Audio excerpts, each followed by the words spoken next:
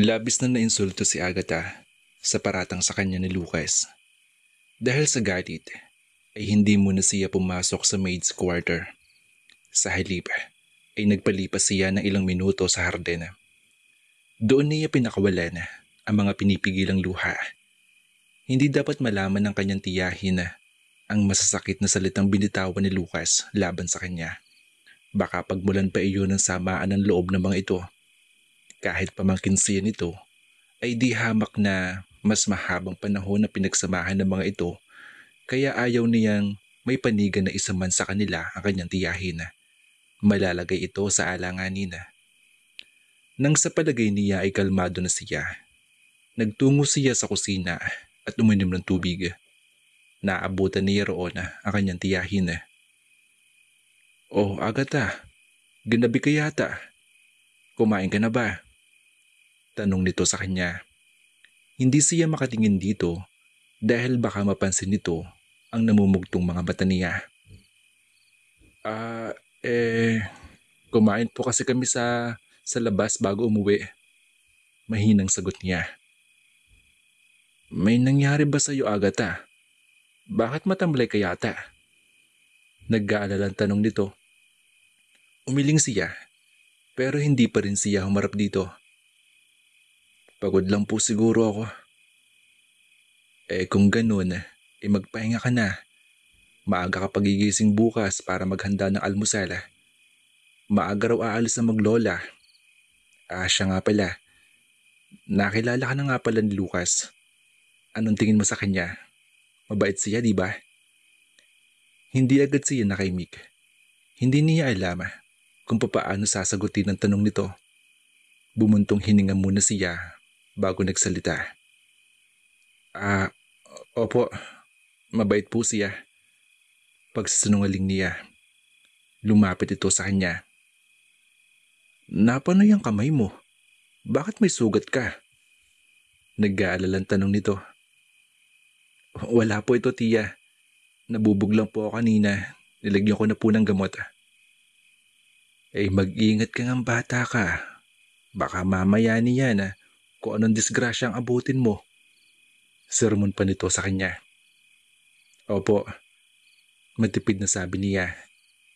Paalis na ito nang habulin niya ito. Tiyang, pwede po bang hindi na ako maglinis ng kwarto ni Sir Lucas?" "Ay, bakit naman? Napagalitan ka ba niya?" Hindi po. Kaya lang, kailangan ko po ng konting oras sa umaga para makapag-aral dahil midterm po namin ngayong linggo." Pagdadahilan niya. Siya sige. Si Mikay muna maglilinis doon habang abala ka sa pag-aaral mo." Wika nito. Nakahinga siya ng maluwag. Kahit papaano ay nabawasan na kanyang isipin. Ayaw niyang mapag-initan siya ni Lucas, kaya minabuti niyang magsinungaling sa kanyang tiyahin. Iba yung pag-iwas ang gagawin niya hanggat hindi lumalamig ang ulo ni Lucas sa kanya.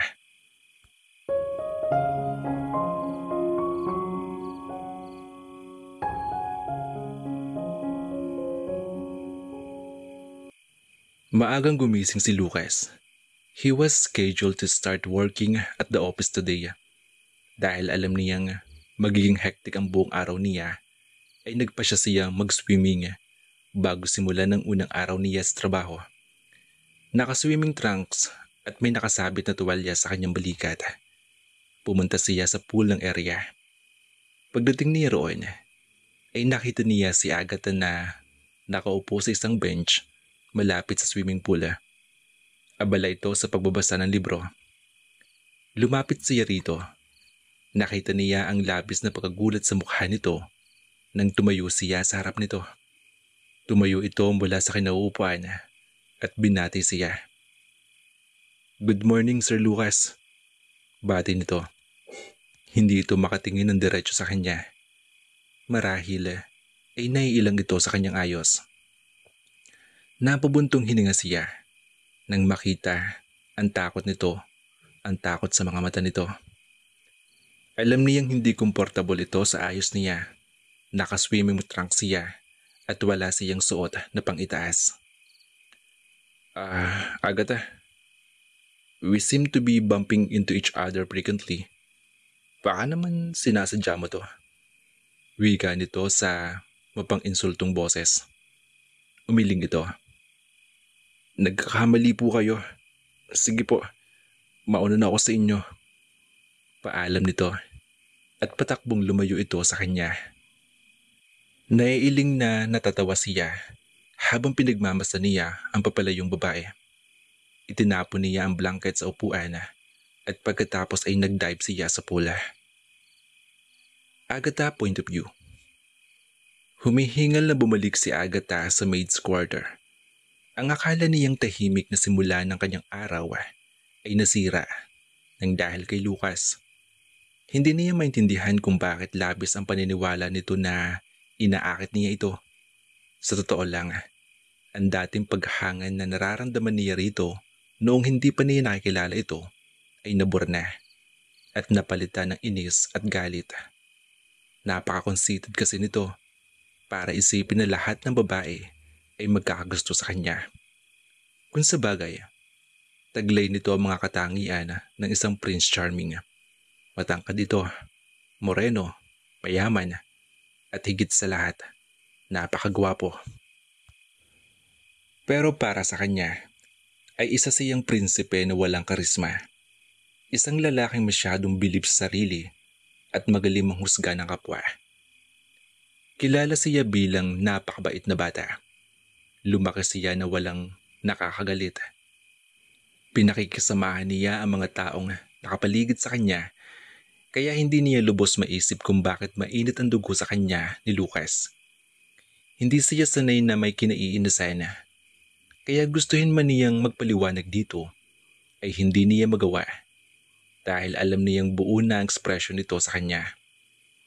Kahit anong gawin niyang pagpapaliwanag dito ay natitiyak niyang hindi nito pakikinggan.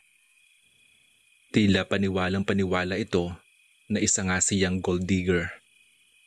Humiga siya sa kanyang kama dahil parang nanghina siya sa pangatlong engkwentro nila ni Lucas. Hindi yata niya makakaya kung araw-araw siyang kukutyain nito. Kahit pilit na umiiwas siya rito, ay palagi silang pinagtatagpo ng pagkakataon. Ilang saglit lang ay tinawag na siya ng kanyang tiyahin para magsilbi ng agahan sa maglola. Labag man sa loob niya, ay bumangon siya para gawin ang kanyang trabaho. Masaya naghihintay ng almusal ang maglola sa komedore. Nang dumating sila ni Mikay doon para ihain na pagkain, ay natigil sa pag-uusap ang mga ito. Magandang umaga po, Doña Emiliana, Sir Lucas. Sabay na bati nila ni Mikay sa mga ito. Magandang umaga rin. Ganting bati sa kanila ni Doña Emiliana. Nakilala niyo na ba ang apo ko? Nilingon nito ang apo. Lucas, sila nga pala ang mga bagong kasambahay natin dito. Si Mikay at ang kusinera natin na si Agatha. Pakilala nito sa kanila. Ikinagagalak po kayong makilala. Kinikilig na sabi ni Mikay kay Lucas. Tahimik lang siya. Baka bigyan na naman kasi ni Lucas ng ibang kahulugan na sasabihin niya, kaya nagpasya siyang huwag ng kumibo. Tumingin ito sa kanila at tumango. Iho, siguruhin mong libre ang schedule mo sa third Saturday of this month. Ani na Doña Emiliana. Why? Because we are having a masquerade party here. Excited at sagot na matanda. Why a masquerade party? Nagtatakang tanong ni Lucas. It was a concept given to me by the party planner. Sagot ni Doña Emiliana. Tumigil ito at tumingin kay Lucas. Huwag mo akong pag-isipan ng masama ha. Baka naman isipin mo na ipinupush kita. Kaya lang naman na ginawa ko tong parting to para makahanap ka ng mapapangasawa. Narinig niya ang pagsinghap ni Mikay. Sabay na napalingon dito ang maglola. Pwede bang iwan niyo muna kami? Maotoridad na sabi ni Lucas. Dagli naman silang tumalima. Pero dahil malapit sa pinto sila nag-aantabay, ay naririnig pa rin nila ang pag-uusap ng mga ito. Ayaw sana niyang makinig pero naintriga siya sa sinabi ni Doña Emiliana. Sana nga ay makapag-asawa na si Lucas para hindi na magduda ito na may balak siyang akitin ito. What do you mean find a wife? Lucas, I'm not getting any younger and I want to see you settled as soon as possible. I know I'm asking too much from you but this is for your own good, iho. Importante kasi sa mga board of directors at sa mga stockholders na isang pamilyadong tao ang namamahala ng kumpanya. It shows loyalty and stability to them. Marahang paliwanag ni Doña Emiliana.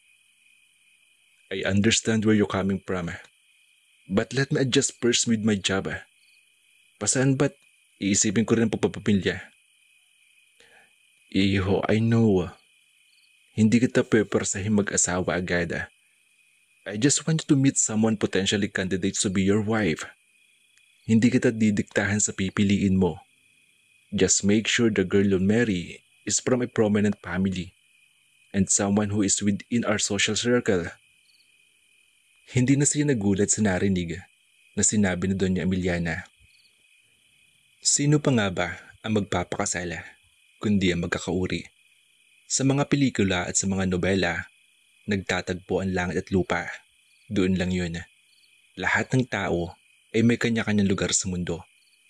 Katulad nila ni Mikay, mahirap lamang sila kaya hindi sila nababagay na mapabilang sa mga taga-alta syudad.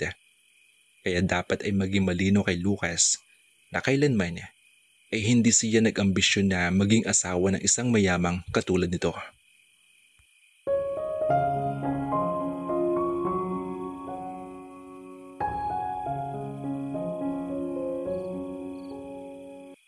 Naging busy si Lucas sa unang trabaho niya. Meeting doon, meeting dito, at pagpapakilala sa mga staff niya. Mahalaga rin kasi sa kanya na makilala ang mga taong nasa likod na kanilang kumpanya. They had been a business for more than 40 years. Masasabing mga pioneer na kanyang abuelo at abuela sa pagpapalakad ng mga department stores. At matapos nga ang maghapong iyon, ay umuwi si Lucas na maaga para makapag-ready sa dinner party with some of his friends. Magpapalit muna siya ng damit at magpapahinga sandali. Pagkatapos ay tutuloy na siya sa restaurant ng kanyang kaibigan. Kahit gusto niya magpahinga na lang ay hindi na siya makatras sa selebrasyon na ihahanda ng kanyang mga kaibigan. This party had been in the work since he announced to his friends he was returning to the country and he was also anticipating seeing them all again. Agatha point of view. Nagmamadaling umalis ng bahay si Agatha. Pasado alas 5 na natapos ang mga trabaho niya kaya kailangan niyang bilisan na paglalakad para hindi siya malate sa kanyang eksama. Gustuhin man niya mag-tricycle ay wala namang nagdaraan ng mga sandaling iyon. Mabigat pa naman ang mga bitbit niyang libro na kailangan niyang ibalik sa kanyang kaklase. Minsan ay hindi siya nakakabili ng mga libro dahil sa sobrang mahal ng mga iyon. Pinahihiram na lang siya ng kanyang mga kaklase. Halos mapatalon siya nang biglang may bumisinang sasakyan mula sa kanyang likuran. Nilingon niya iyon. Laking gulat niya nang makita ang kotse ni Lucas. At si Lucas mismo ang nagmamaneho. Inihinto nito ang kotse sa tapat niya at ibinaba nito ang bintana. Yumukod siya upang makita ito. May kailangan po ba kayo? Magalang na tanong niya. Sakay na. Ihahatid kita sa eskwelahan mo. Alok nito. Nako sir, wag na po. Malapit lang po yun. Tanggi niya. Agatha, nagmamadali ako. Would you please just get in the car? Tila naiiratang sabi nito. Hindi pa rin siya natinag sa kanyang kinatatayuan. Sir, kung nagmamadali kayo, mauna na po kayo. Kaya ko naman pong lakarin papunta sa eskwelahan ko eh. Naiirita na ring sabi niya. Hindi niya maintindihan kung bakit kailangan pa siyang pasakay nito sa kotse nito, gayong hindi naman maganda ang tingin nito sa kanya. Kung naniniwala ito na may balak siyang akitin ito, ay dapat na umiwas na rin ito sa kanya. Nang magsasalita pa sana siya ulit, ay biglang bumuhos ang ulan. Dahil sa lakas ng pagpatak ng ulan, ay ipinatong niya sa kanyang ulo ang mga libro para hindi siya mabasa. Dahil sa pagmamadali, ay nakalimutan niya magdala ng payong. Kanina pa ngang nagpupundo ang ulan. O paano na yan? Wala ka ng choice kundi sumakay ka dito. O baka naman gusto mong lamigin ka diyan. Sakay na. Baka malit ka pa sa klase mo. Ngingiti-ngiting wika ni Lucas. Wala na siya nagawa kundi sumunod sa gusto nito. Nakasimangot siya habang sumasakay sa sasakyan nito. Mahirap makapagtalo dahil hindi naman ito magpapatalo sa kanya. Hindi agad sila umalis. May kinuha ito sa backseat. Iniabot nito sa kanya ang isang bimpo at t-shirt. Magpunas ka. Tuyuin mo ang sarili mo. Pagdating mo sa eskwelahan, make sure na magpalit ka ng damit ha. Hiramin mo muna tong spare shirt ko. Pasensya ka na kung medyo malaki ito sa'yo. Kapag kuha na sabi nito. Natameme siya. Kinuha na lang niya ang bimpo at t-shirt. Salamat. Nahihiyang sabi nito. Ituro mo sa akin kung saan daan patungo sa school mo. Sinabi nga niya rito ang direksyon. Inihinto nito ang sasakyan sa tapat ng gate. Bababa na sana siya nang hawakan siya nito sa braso. Sir, may kailangan pa po kayo? Tanong niya. Hintayin mo ako rito mamaya. Sumabay ka na sa akin sa pag-uwi. Wika nito. Sir, okay lang po.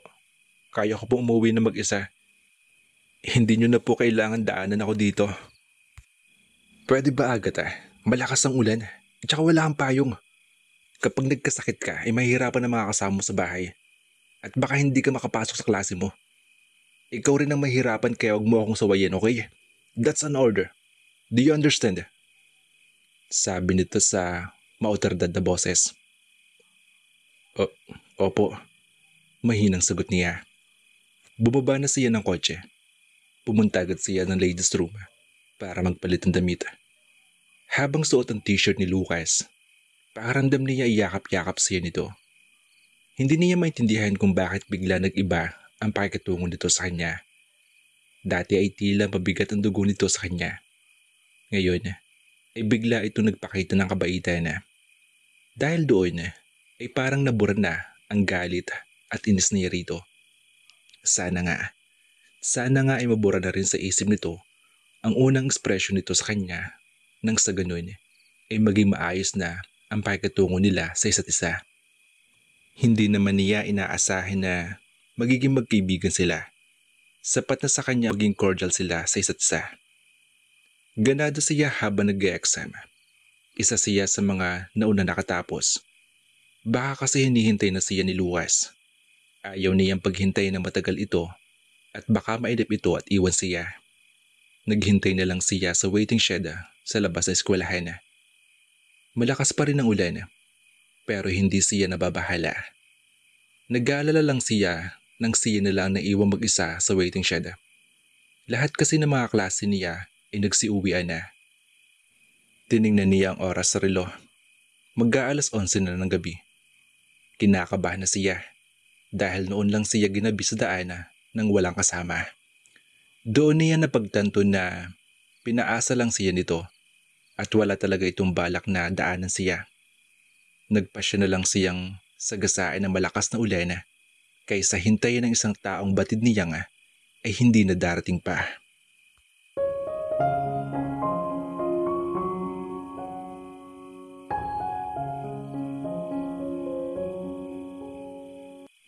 Nagmamadaling umalis ng restaurant si Lucas. Pasado 10:00 na ng gabi. Tiyak na naghihintay na sa kanya si Agatha. Nag-aalala siya dahil hindi pa rin tumitila ang ulan. Malamang na magkasakit ito kapag hindi niya nasundo. Kanina pa siya nagpapaalam pero ayaw siyang pakawalan ng kanyang mga kaibigan. Kahit anong pagdadahilan ng gawin niya, ay hindi siya pinapakinggan ng mga ito. Kumuha na lamang siya ng tamang tiyempo at saka tumakas. Nag-text na lang siya kay Brian para sabihin na importanteng makauwi agad siya. Nababawi na lang siya sa mga ito sa susunod na pagkikita nila. Nanibago sa kanya mga kaibigan niya. Dati kasi ay life of the party siya. Kapag nagiinuman sila, ay inaabot sila ng magdamag at madalas pa ay nakikitulog na lamang siya. Pero iba na siya ngayon. He was a changed man and he didn't want to disappoint his grandmother again. Pagdating niya sa waiting shed malapit sa gate na eskwelahan ni Agatha, ay wala ng tao roon. Bumaba siya ng kotse at nagtanong sa gwardya. Sinabi nito sa kanya na nakaalis na si Agatha. Kaya dali-daling bumalik siya sa kanyang kotse at pinaharurot iyon pauwi sa mansyon. Agatha point of view. Pagpasok ni Agatha sa maid's quarter ay dumiretso siya sa loob ng banyo. Basang-basa siya, pati na kanyang mga gamit. Paglabas niya ng banyo ay pinainom siya na tiyananit ng mainit na kape na tinimpla nito para sa kanya. Dapat kasi lagi kami dalang payong. Sana nagpasundo kay Mang Emong. Tiyak kong papayag naman sa Doña Emiliana sunduin ka dahil gabi na at malakas pa ang ulan. Pangaral nito sa kanya. Tumango na lang siya. Tama naman ang lahat ng sinabi nito. Hindi niya masabi rito na dapat ay susunduin siya ni Lucas pero hindi ito dumating. Baka kasi hindi iyon maunawaan nito at bigyan pa ng ibang kahulugan. Mabuti na rin at hindi siya sinundo ni Lucas. Nag-aalala rin kasi siya sa kung ano maaaring sabihin ng mga kasama niya sa bahay, lalo na si Doña Emiliana. Natitiyak niya na hindi magugustuhan nito na magkalapit sila ng apo nito. Maya-maya lang ay pumasok na ang kanyang tiyahin sa kanilang silid habang inuubos naman niya ang kape. Lalabhan muna niya ang t-shirt at panyo ni Lucas. Baka kapag nakita pa iyon ng mga kasama niya, ay tanungin pa siya ng mga ito. Kinuha niya sa banyo ang t-shirt at ang panyo na ipinahiram sa kanya ni Lucas. Dinala niya sa lababo sa dirty kitchen ng mga iyon. Ibababad muna niya sa sabon ang mga iyon at babanlawan na lang niya kinabukasan. Bukas na bukas din ay kailangan niyang maisuuli kay Lucas sa mga iyon.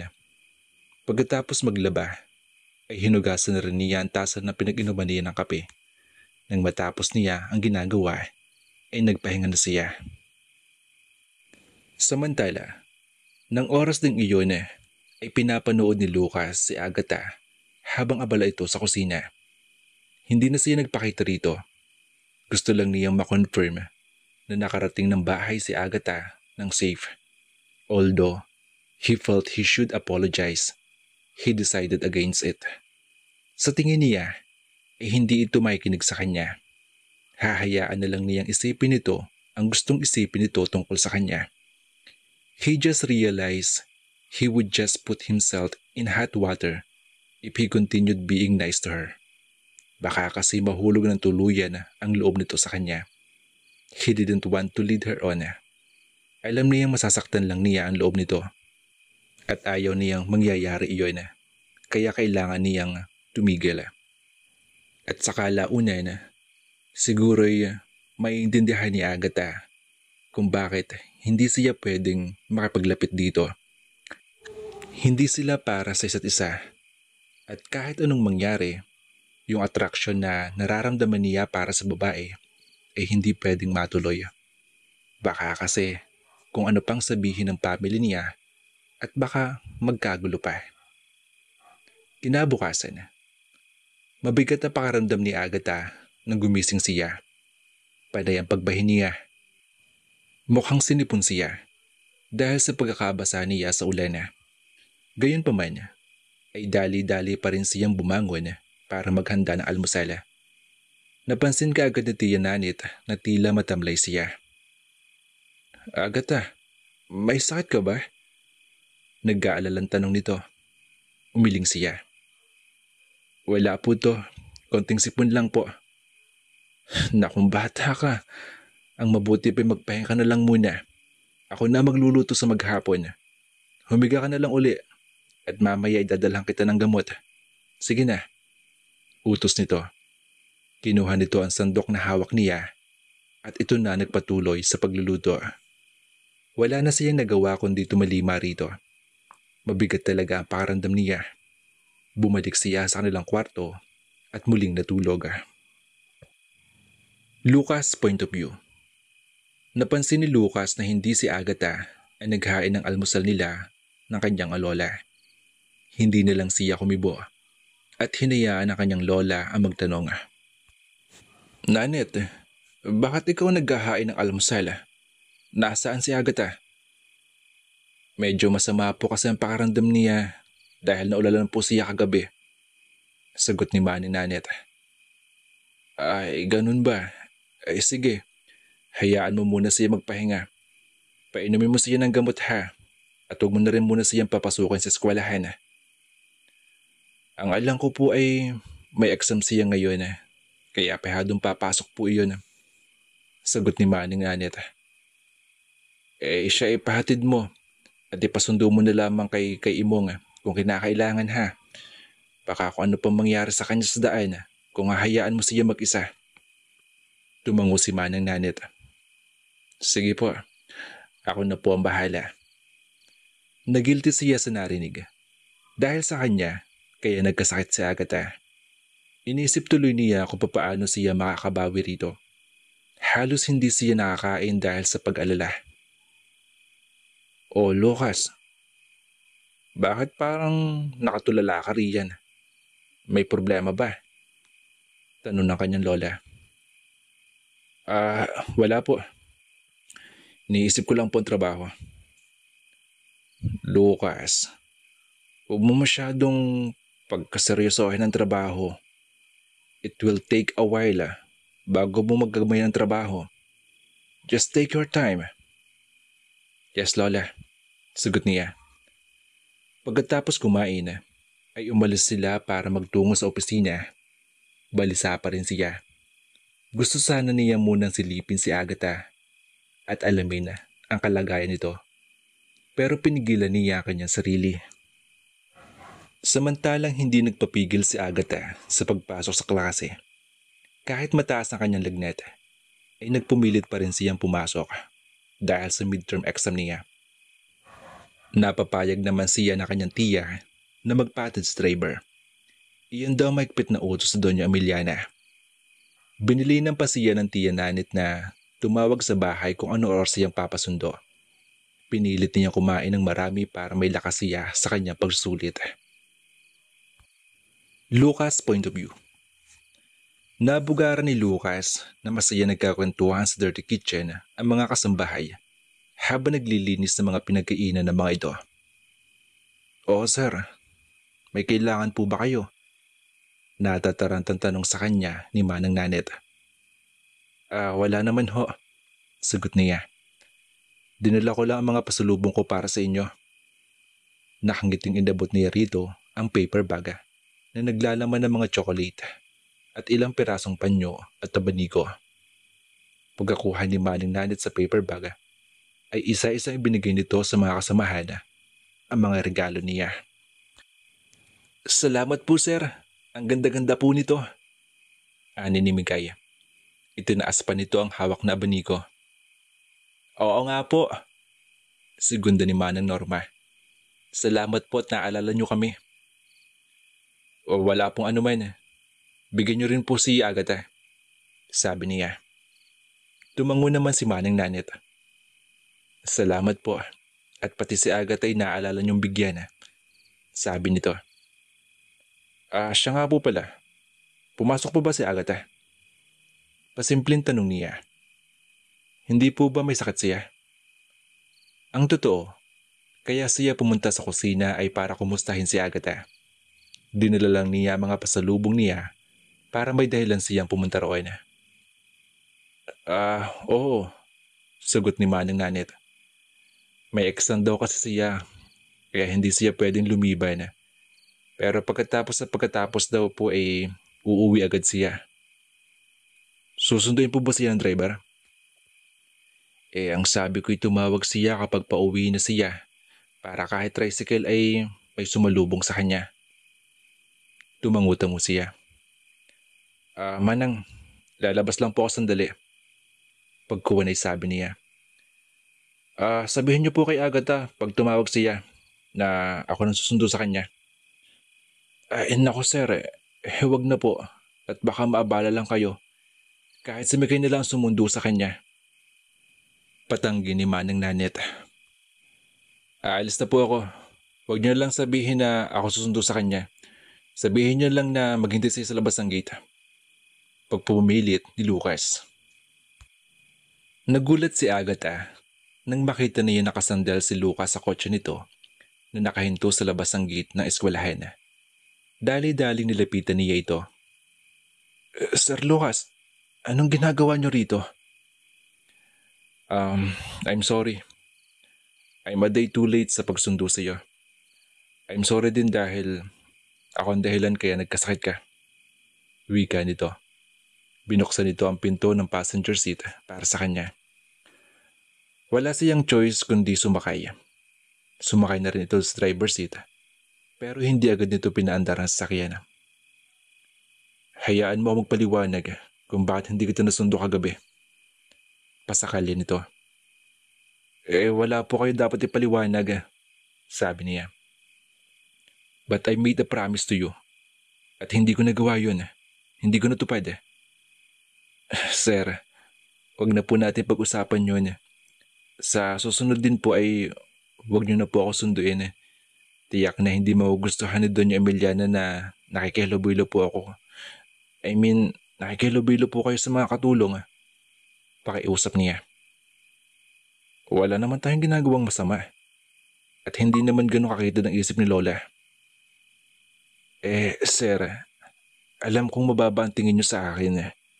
Dahil mahirap lang po ako at walang mataas na pinag-aralan. Sa inyo na rin po nanggaling na hindi kayo kailanman magkakagusto sa isang katulad ko at inirerespeto ko po iyon. Pero hindi rin ako papayag na gawin niyo akong laruan. Matapang na sabi niya. Anong ibig mong sabihin gawing laruan? Tila nagtatakang tanong nito. Baka kasi akala ninyo ako ang klase ng babaeng nakikipaglaro kung kani-kaninong lalaki. Nagkakamali po kayo. Hindi po ako ganun. Agatha, hindi ko iniisip na cheap kang babae. Ginagawa ko lang to para makabawi ako sa lahat ng masasakit na sinabi ko sa iyo noon. At wala akong balak na paglaruan ka. Mariing sabi nito. Salamat naman po kung ganun.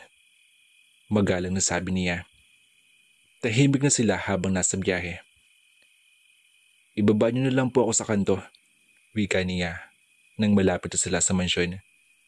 Baka kung ano pang sabihin nila kapag nakita nila nakasakay ako sa kotse niyo. Hindi siya pinakinggan nito. Patuloy lang ito sa pagmamaneho na parang walang narinig. Nang makarating sa gate, ay bubuksan na sana niya ang passenger door pero nakalak pa rin iyon. Tiningnan niya si Lucas pero hindi siya pinansin ito. Bumusina ito at ilang sandali pa ay binubuksan na ng security guard ang gate. Nang ihinto ni Lucas ang kotse sa tapat ng front door, ay saka siya uli nagsalita. Salamat po sir.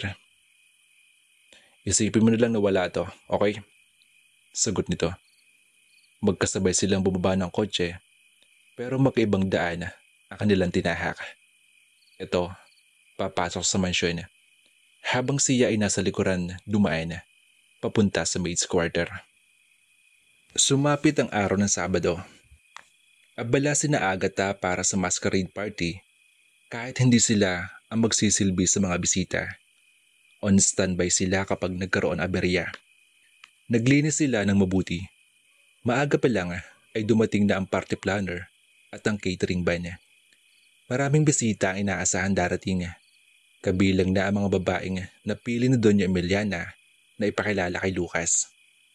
Wala siyang pasok ng araw na iyon, kaya masasaksihan niya ang party para kay Lucas.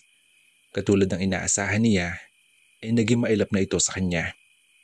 Pero sa halip na makaramdam siya ng tuwa, ay nalungkot siya. Hindi niya maintindihan kung bakit. Ayaw niyang pinapansin siya nito, pero hinahanap-hanap naman niya ito kapag hindi niya nakikita. Kung ano man nararamdaman niya para dito, ay dapat na niyang ibaon sa limot iyon. Dahil kahit ano man mangyari, walang pag-asang pansinin nito bilang isang babae na maaaring ibigin at pakasalan nito. Malayong malayo ang mga katangian niya sa hinahanap na babae ni Doña Emiliana para maging asawa ni Lucas. Mabuti nang maturuan niya kanyang puso na kalimutan ito dahil alam niya na lalo siyang masasaktan kapag hinayaan niyang tuluyang nahulog ang loob niya rito. May mga bagay na kailanman ay hindi mapapasa kanya gaano man niya kagusto iyon. At isa na roon ang pag-ibig ni Lucas, prinsipe. Agatha, tingnan mo ang gown na to. Ipinagawa ko ito sa modestang kilala ni Manang Norma. Mag-aabay kasi sa kasal ang kapatid ko. Ang ganda, di ba? Sabi ni Mikay kay Agatha. Ipinakita nito sa kanya ang gown na hawak nito. Tiningnan niya ang gown. Isang emerald blue gown iyon na gawa sa silk. Simple ang tabas niyon. Pero kahit na hindi ka mahalan ng ginamit na tela, ay may palumuti namang mga beads at sequins iyon na nagpatingkad sa ganda niyon. Maganda nga. Matipid na sagot niya. Agatha, isugat mo naman oh. Gusto ko lang makita ang itsura nito kapag suot-suot. Wika ni Mikay. Baka hindi magkasya sa akin yan. Ano ka ba? Kasya sa'yo to. Halos pareho lang ang katawan ninyo na kapatid ko. Balingkinitan at walang bilbil din siya katulad mo. Pamimilit nito. Pinagbigyan niya ito dahil alam niyang hindi siya titigilan nito hanggat hindi siya pumapayag. Sukat na sukat nga sa kanya ang gown. Pakaramdam nga niya ay para siyang prinsesa na naghihintay sa kanyang prinsipe. Wow, Agatha! Bagay na bagay sa iyo ang gown. Teka, isuot mo rin yung katarong sapatos na yan. Wika nito. Hinagilap nito ang kahon ng sapatos at nang makita ay inabot sa kanya. Napilitan din siyang isuot ang mga iyon. Nagkasya rin sa kanya ang mga iyon. Grabe Agatha, ang ganda mo. Dinaig mo pa ang mga babaeng bisita ni Sir Lucas. Hindi siya nakaibig. Kahit siya ay hindi makapaniwala sa nakitang refleksyon niya sa salamin. Hindi siyang pagkamalang katulong sa suot niya. Kung pwede nga lang siyang lumabas at magpanggap kahit sandali na isa siyang bisita. Pero alam niyang kung saan siya nakalugar. Hindi siya nababagay na makihilobilo sa mayayaman niya. Masaya nagbibiroan sila ni Mikay nang pumasok sa kwarto si Tia Nanette. Agatha, may mga bisita ka nasa gate. Mga kaklase mo raw sila. Puntahan mo na sila bago pa sila makita ni Doña Emiliana. Wika nito. Ganun po ba? Baka kukunin nila ang group report na ginawa ko para sa project namin. Sige po, magbibihis lang ako sandali. Huwag ka na magpalit. Lumabas ka na at makapag-usap sa kanila. Baka makita pa sila na Doña Emiliana. Sa likod ka na lang dumaan. Siguruhin mo lang na hindi ka makikita na Doña Emiliana at ni Sir Lucas. Ani Tia Nanette. Naku, nakakahiya naman po Tia. Kung lalabas akong nakaganito. Isuot mo na lang yung hiningi nating maskara sa party planner. Tiyak naman na hindi ka nila makikilala eh. Ani ni Migay. Sige na anak. Napilitan siyang kunin ang maskara. Isinuot niya iyon. Kinuha rin niya ang folder ng report na ginawa niya. Ibibigay niya iyon sa kanyang mga klase. Pagkatapos ay lumabas siya sa maid's quarter para pumunta sa gate. Sana nga lang ay walang makapuna na hindi siya bisita dahil kung hindi ay malalagot siya sa maglola.